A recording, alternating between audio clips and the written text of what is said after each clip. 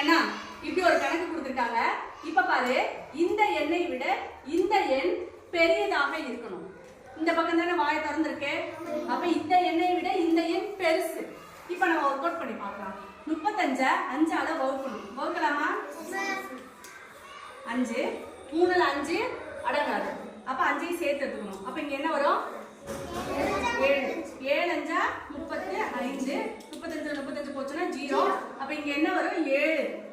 இப்ப என்ன பண்றோம்? இது அப்படியே எடுத்து எழுதுங்க. 2 கூட்டல் ஒரு பாக்ஸ் போடுறோம். இப்ப 7ஐ விட இந்த எண் பெரியதாக இருக்கணும். 7ஐ விட இந்த எண் பெரியதாக இருக்குன்னா என்ன போடலாம்? 2ஓட எதை கூட்டினா 7ஐ விட பெரிய எண்ணா இருக்கும்? ஒரு 6 போடலாமா?